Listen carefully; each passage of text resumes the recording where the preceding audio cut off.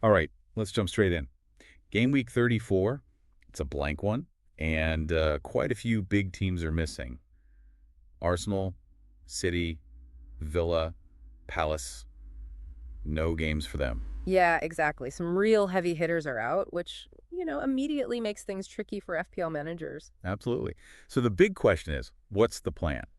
Are you smashing that free hit button? Or maybe even thinking wild card, Or just trying to sort of muddle through with the players you've got, maybe taking a hit or two. right? And we've got that deadline looming, Saturday, 11:00 a.m. UK time.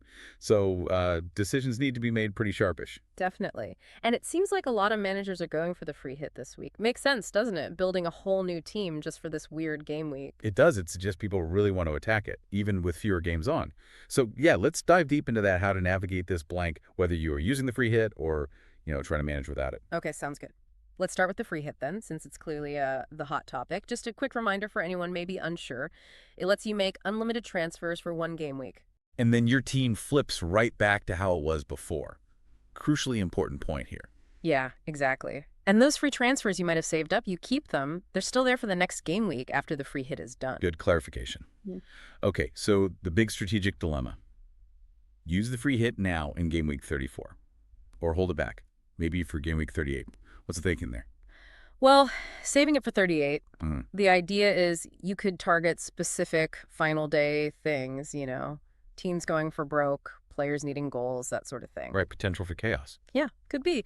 But the argument for using it now is pretty strong too. You guarantee yourself potentially a full starting 11. Which is huge this week. It really is. If your normal team is looking like, I don't know, 8 or 9 players max without taking hits, getting 11 active players could be massive for your rank. Okay, that makes sense. Now, with so many people likely on free hits, they might all pile on to the same few players, yeah.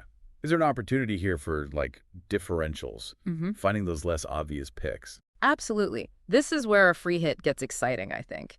You have that freedom to take a punt. Don't just look at the obvious fixtures, like teams playing the promoted sides. Ipswich, Leicester, Southampton. Everyone's talking about those. Right, but why target them? Think specifics. Ipswich, for example, can struggle with pacey wingers cutting in.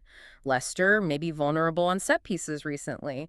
Find players who match up well against those specific weaknesses. Ah, okay. So it's not just play teams against Ipswich, it's who specifically can hurt Ipswich where they're weak. Like Newcastle wingers against their suspended left back, maybe. Exactly that kind of thinking. Or Wolves attackers against Leicester's defense, Fulham against Southampton. Finding those little mismatches could be where the real points are, especially the differential points. Gotcha. Okay, let's switch gears then. What about the managers who aren't using their free hit? Maybe they've used it already or they're saving it. What's the game plan for them? Yeah, for those guys, it's mostly damage limitation, isn't it? You're trying to scrape together a decent number of starters. I'd say aim for like 9 or 10 players if you can. Okay. Is taking a points hit justifiable, like a -4 or even more? I think so, yeah. Definitely don't rule it out. If taking a -4 or maybe even a -8 lets you field, say, 2 extra decent players compared to just having 7 or 8 out there, that could easily pay off. Right. The potential points lost from having hardly anyone playing could be worse than the hit itself. Precisely. It's about weighing that up. And maybe look for players who help you this week but also have good fixtures coming up after the blank. Oh, good point. Any examples spring to mind? Players who fit that bill? Brentford, definitely look at Brentford. Yeah. Mbemo and Wissa have Forest at home this week, which is decent enough. Okay. Then their fixtures after that, Man United, Ipswich, they look pretty good. So bringing one of them in now could work out well long-term too. Mbemo especially, being on 10s. Right, that penalty duty adds a nice bit of security. Okay. Let's drill down into positions. Goalkeepers for this blank game week. What are the strategies? Well, if you're on a free hit, you've got flexibility. Some people like pairing keepers with good her games, maybe playing on different days, like Pope against Ipswich, maybe Saw against Leicester, or Leno versus Southampton. That's sort of hedging your bets for a clean sheet somewhere. Kinda, yeah. Or just picking one solid option like Allison or Flecken at Brentford, maybe sells at Forest. Depends on your budget and team structure, obviously. Yeah. But you're basically hunting for that clean sheet potential. Makes sense. Okay, defenders. Who's catching the eye? What makes them good picks this week? Ryanite Nuri at Wolves is super popular, and you can see why. He plays so high up, almost like a winger sometimes. And Wolves face Leicester, who, well, they've really struggled to score goals lately. Okay, that sounds promising. Anyone else? Ryan Sessegnon at Fulham is interesting. Seems to be playing quite advanced too, and they're up against Southampton, who can be a bit shaky at the back. Slight rotation risk maybe, but the potential is there. Hmm. And then you've got Kieran Trippier at Newcastle, always offers that threat going forward, set pieces, and they're playing Ipswich, who, as we said, have issues, especially down their left. What about the more premium guys? Yeah. Liverpool defenders. Trent. Yeah, Trent's a tricky one. Klopp's comments suggested they might still be managing his minutes a bit after the injury, so huge upside, obviously, but maybe not guaranteed 90 minutes. Right, so maybe Van Dijk is the safer pick if you want Liverpool defense. Probably, yeah. More nailed on, less attacking threat maybe, but likely to play. Elsewhere, Scherer at Newcastle is another shout against Ipswich. And maybe Cucurella for Chelsea, home to Everton, who might have defensive injuries. One for the free hitters, perhaps. Okay, moving into midfield, the main man, Mo Salah. Always a talking point. What are we thinking for him against Spurs? Look, he hasn't been, absolutely explosive the last couple of games, but he's still Mo Salah at Anfield. Liverpool pushing for the title. High stakes. Exactly. And his record against Spurs is brilliant. Remember the reverse fixture, 2 goals, 2 assists. His underlying stats, like shots in the box, XGI, they're still really strong. He's definitely the go-to captain for many. Okay, solid case. We touched on Mbemo earlier. What makes him stand out so much this week specifically? Consistency, really. Beyond the good fixtures, he just plays pretty much every minute. He's on pens, heavily involved in their attacks. That reliability is gold dust in FPL, especially combined with the upcoming games. Strong pick now and going forward. Makes sense. Are there any cheaper midfielders offering good value, budget enablers? Jacob Murphy at Newcastle, maybe. He's been getting starts, getting some returns, and again, that Ipswich fixture potentially targeting their weaker left side seems to be holding his place even with Barnes back. Interesting. What about Cole Palmer? Bit of quiet spell for him recently, hasn't it? Still worth backing against Everton at home.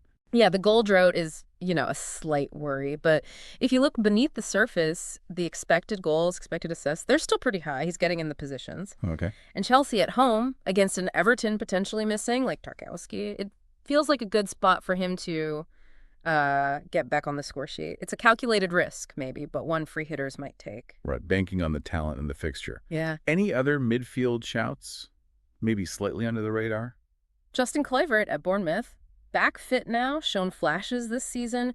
Morgan Gibbs-White for Forest is an option, home to Brentford, but maybe Jared Bowen, if you can afford him.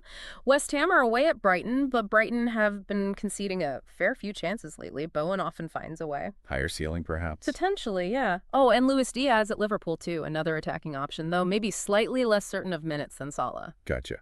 Right, let's finish with the forwards. Who are the main targets up top? Any differential strikers?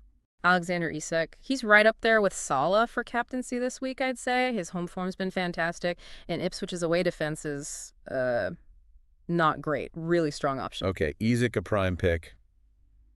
Who else? Matheus Cunha at Wolves, very popular transfer. There were some slight doubts about minutes from the press conference, but he still feels like a high upside pick, especially against that Leicester defense.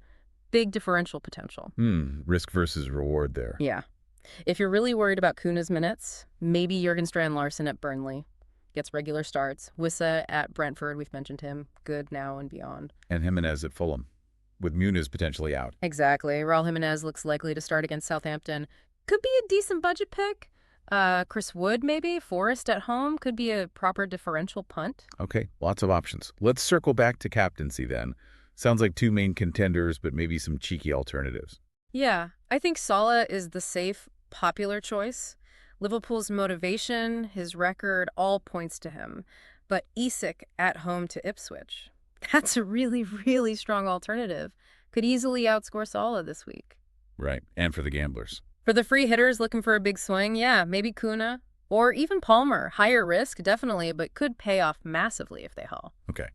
Before we finish up, any late-breaking team news or potential traps we need to be aware of? Anything crucial just coming through? Well, Lewis Cook at Bournemouth is maybe a doubt. Steffi Mavidi injured for Leicester. That weakens their attack, maybe makes Wolves' defense even more appealing. Okay.